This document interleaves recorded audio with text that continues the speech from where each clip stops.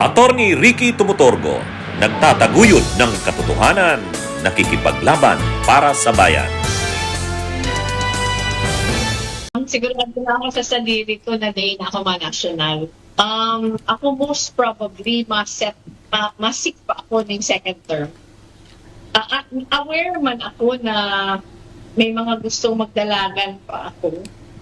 Pero kuya, mas ako si Kaipuhan ni Moon Cornaga.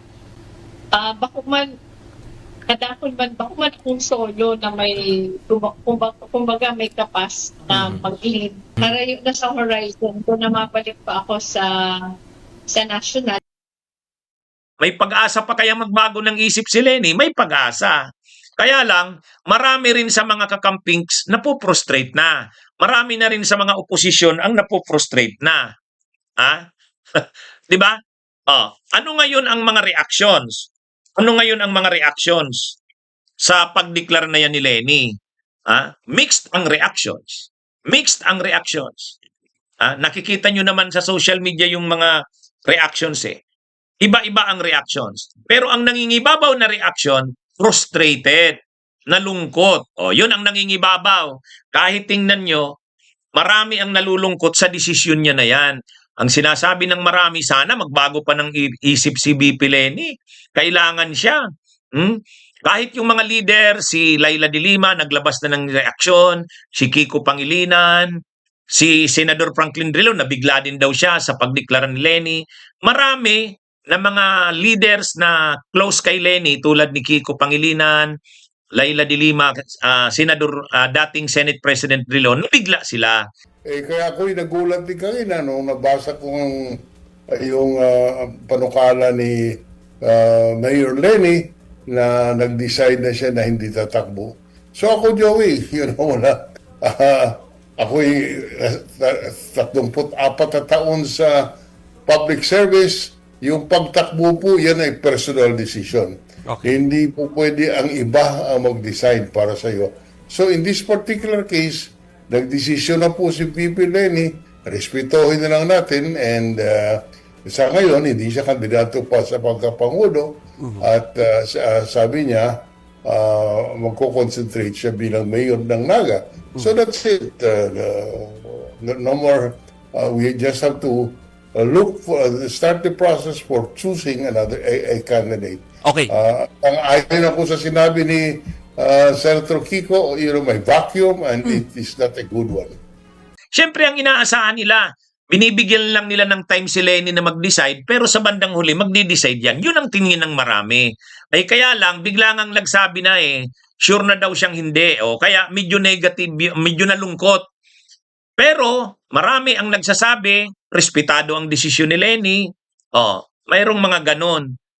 Kahit yung mga Marcos loyalists, maraming Marcos loyalist, gusto nila si Leni ang tumakbo kasi sa survey, ito yung nakikitang makakatalo kay Sara So nalungkot din ang mga Marcos loyalist na sumusuporta kay Leni Robredo. So sa kabuuan, ang nangingibabaw na reactions ng marami, na-frustrate, nalungkot, kasi gusto nilang tumakbo si Leni. Pero marami rin ang nag-react na ang reaksyon naman, ay ano ba kasi yan si Leni? Masyadong nakakapagod na yan.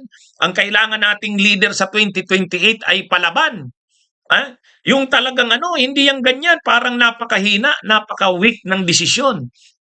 Ganyan ang mga pananaw nila dating Senador Sonny Trillanes, marami ring ganyan ang pananaw ng mga netizens. Parang napofrustrate sila kay Leni na hindi nito nakikita ang pangangailangan ng bansa. Parang mas nakikita pa daw ni Leni ang pangangailangan ng Naga City kaysa sa ng bansa. Hindi ba nakikita ni Leni na ang pinaka-problema ngayon ay ang pagbalik ng mga Duterte na dapat mapigilan ito, at para mapigilan ito, siya ang pinakamalakas na pwedeng panlaban para hindi makabalik ang Duterte. So maraming napofrustrate. Kumbaga lalo silang, ang sabi nila, wag na nga natin yan si Leni, ang kailangan natin leader na matapang, leader na strong, hindi yung ganyan na hindi decisive. So mga kabunyog, mga kababayan, talagang varied yung mga reactions. Ako kasi tinitingnan ko yung mga reactions Tinitingnan ko yung mga reactions. Kaya Pero mayroon ding nagre-react kay dating Senador Sani Trillanes, sabi ng marami. Ito naman kasing si dating Senador Sani Trillanes, pinipressure naman si Mayor Lenny. Huwag niya nang pressurein, bigyan ng pagkakataon na mag-decide.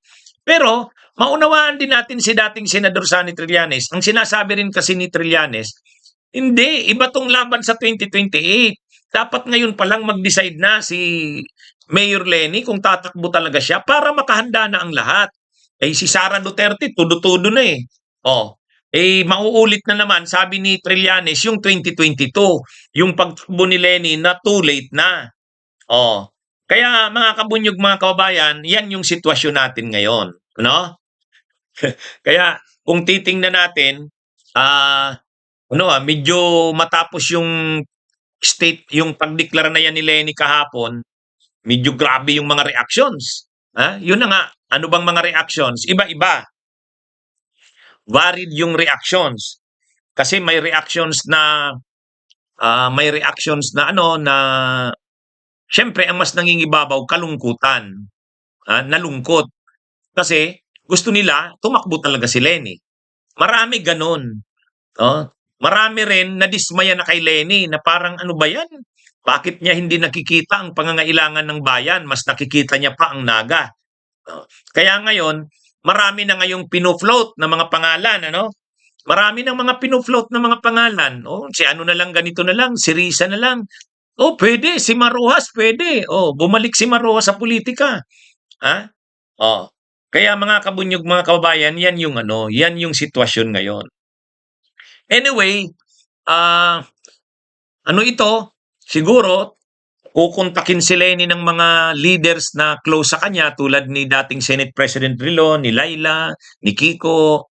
Tatawag yan sa kanya para kumbinsihin si Lenny Robredo na mag-change ng kanyang isip. Hayaan nyo, ako nga, tingnan ko nga, mag-i-schedule nga ako ng appointment kay Lenny Robredo. Personal ko nga kayang kausapin din. Hindi naman ako mag-ano lang ako, ano ba talagang magtatansya lang ako kung anong yan. Nakikipag-set kasi ng appointment syempre diyan. Syempre napaka-busy ni Lenny Robredo. Hindi naman ako close sa kanya na kaya kong makipag-set sa kanya ng biglaan. Matagal na rin kaming hindi nagkikita, nagkakausap ni Lenny. Pero taga-Naga lang ako taga-Naga ako, pero bihira kaming magkita, mag-usap ni Lenny. Siyempre, napaka-busy niya sa pagka-mayor ng Naga. Hands-on talaga siya. Ako naman, di naman ako pumupunta ng City Hall. Hindi ako mahilig sa politika dito sa Naga City. Anyway, so yan mga kabunyog, mga kababayan, ito yung nangyari nitong itong pagdeklara ni Lenny Robredo kahapon na hindi na raw siya tatakbo. So, medyo talaga negative yung reactions ng marami. Marami negative. Nadismaya, nalungkot. Kasi umaasa sila na magdi-decide si Lenny, tatakbo Binibigyan nila ng pagkakataon si Lenny na mag-isip, mag-decide. Pero ang tinitingnan nila sa bandang huli, ito. So okay lang. Biglang nagdeklara si Lenny kahapon.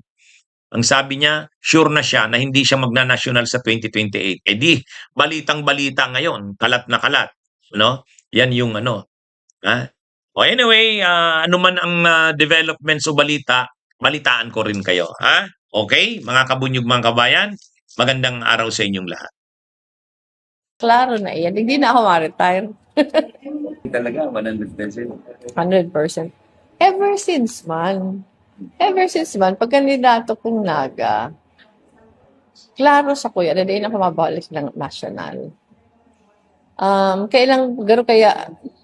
Pirang beses mo sa bihon. Ikaw pa ng gad mga. Si mga gusto sa kuya, nag-aasa pang magriba ang isip ko. Si mga habo sa kuya, nangungutya na hiling din na ngayon. Mabaribay man ang isip. Hindi na ako makikidebate. Willing na sana. Pero sa kuya, di ako ma-wasting time na pag para debatehan niya, takadakal kita ng trabaho. Matrarabaho na kita.